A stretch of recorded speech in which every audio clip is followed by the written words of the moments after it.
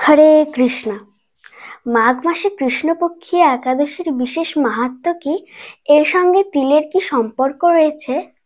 এই একাদশীতে দানের কি সম্পর্ক এবং সারা বিশ্বের পালনের সময়সীমা কখন?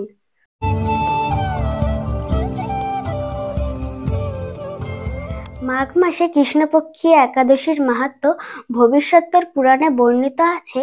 একদিন যুধিষ্ঠির মহারাজ বললেন, হে জগতের নাথ, মাঘ মাসে কৃষ্ণপক্ষী একাদশী তিথির নাম কি, এর বিধি বা কি এবং এর ফল কি, দয়া করে সবিস্তারে বলুন।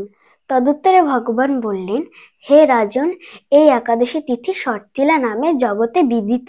এক সময় দালভ্য ঋষি মুনিশ্রেষ্ঠ পুলস্তকে জিজ্ঞাসা করলেন, মর্তলোকে মানুষেরা ব্রহ্মহত্যা, গোহত্যা, অন্যের সম্পদ হরণ প্রভৃতি পাপকর্মের দ্বারা নরকে গমন করে।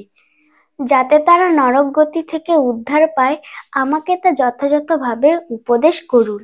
অনায়াসে সাধন করা যায় এমন কোনো কাজের মাধ্যমে যদি তাদের এই পাপ থেকে উদ্ধারের কোনো উপায় থাকে, আমাকে তা বলুন। ঋষি পুলস্ত বললেন, হে মহাভাগ, তুমি একটি গোপনীয় উত্তম বিষয়ে প্রশ্ন করেছ। মাঘ মাসে শুচি, জিতেন্দ্রিয়, কাম, ক্রোধ আদি শূন্য হয়ে স্নানের পর সর্বদেবেশ্বর শ্রীকৃষ্ণের সেবা করবে। পূজাতে কোনো বিঘ্ন ঘটলে কৃষ্ণ নাম স্মরণ করবে। রাত্রিতে অর্চনান্তে হোম করবে। তারপর চন্দন, অগুরু, কর্পূর, শর্করা প্রভৃতি দ্বারা নৈবেদ্য প্রস্তুত করে ভগবানকে নিবেদন করবে। কুষ্মাণ্ড, নারকেল অথবা 100 গুবাক দিয়ে অর্ঘ্য প্রদান করবে। কৃষ্ণ কৃষ্ণ কৃপালুস্তমা গতি নাম গতির্ভব ইত্যাদি মন্ত্রের দ্বারা শ্রীকৃষ্ণের সেবা করতে হয়।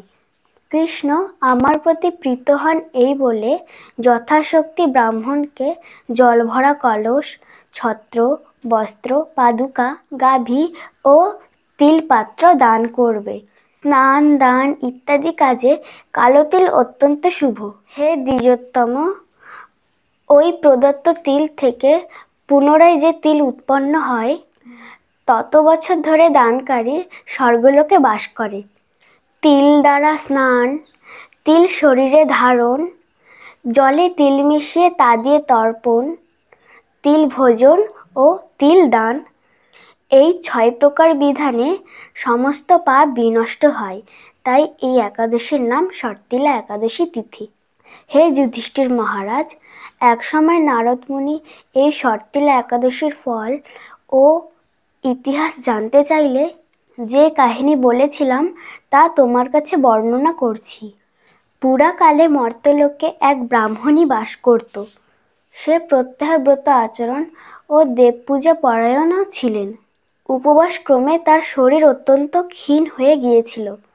সেই মহাসতী ব্রাহ্মণী অন্যের কাছ থেকে দ্রব্যাদি গ্রহণ করে দেবতা, ব্রাহ্মণ, কুমারীদের অত্যন্ত ভক্তিভরে দান করত, কিন্তু কোনোদিনও ভিক্ষুককে ভিক্ষাদান ও ব্রাহ্মণদের অন্নদান করেনি। এইভাবে বহু বছর অতিক্রান্ত হলো। আমি চিন্তা করলাম, বিভিন্ন কষ্টসাধ্য ব্রত করার ফলে ব্রাহ্মণের শরীরটি শুকিয়ে যাচ্ছে। সে যথাযথভাবে বৈষ্ণবদের অর্চনও করছে, কিন্তু তাদের পরিতৃপ্তির জন্যে কখনো অন্নদান করেনি।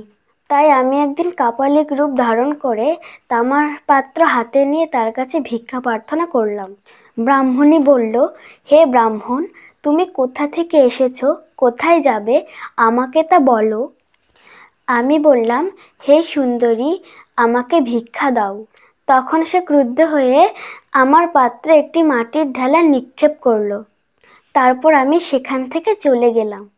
বহুকাল পরে সেই ব্রাহ্মণী ব্রতের প্রভাবে সশরীরে স্বর্গে গমন করল। মাটির ঢালা দানের ফলে সে একটি মনোরম গৃহ প্রাপ্ত হলো। কিন্তু হে নারদ, সেখানে ধান বা চাল কিছুই ছিল না। গৃহশূন্য দেখে সে মহাক্রোধে আমার কাছে এসে বলল, আমি উপবাস ও কঠোর ব্রতের মাধ্যমে নারায়ণের আরাধনা করেছি। হে নারায়ণ, আমার গৃহে কিছু দেখছি না কেন? হে নারদ, তখন আমি বললাম, তুমি নিজ গৃহে দরজা বন্ধ করে বসে থাকো। মর্ত্যলোকের মানবী সশরীরে স্বর্গে এসেছে শুনে দেবতাদের পত্নীরা তোমাকে দেখতে আসবে, কিন্তু তুমি দরজা খুলবে না। তুমি তাদের কাছে শর্তিলা ব্রতের পুণ্যফল প্রার্থনা করবে। যদি তারা সেই ফল প্রদানে রাজি হয় তবেই দরজা খুলবে। তারপর দেবপত্নীরা সেখানে এসে তার দর্শন প্রার্থনা করল।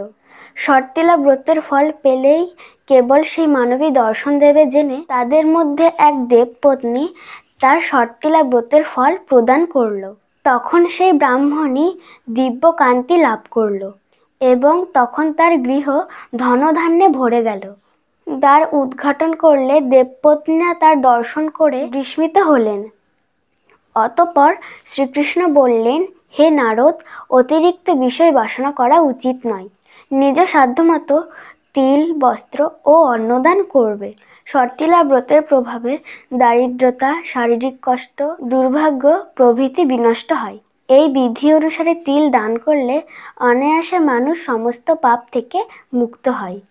শাস্ত্র প্রমাণ ভিত্তিক শ্রীকৃষ্ণের মহিমা প্রচারে আমাদের এই ক্ষুদ্র প্রয়াস আপনাদের যদি ভালো লেগে থাকে, ভিডিওটিকে লাইক এবং হরিয়াষ্টাই চ্যানেলটিকে সাবস্ক্রাইব করে আমাদের সঙ্গে থাকুন।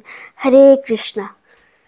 শুদ্ধ ভগত চরণ রেণু ভজনয়ন,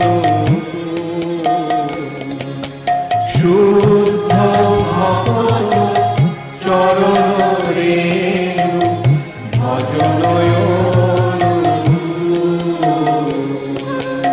ভকত সেবা পরম সিদ্ধি প্রেমলতিকার, ভগত সেবা পরম সিদ্ধি প্রেমলতিকার। Hare Krishna, Krishna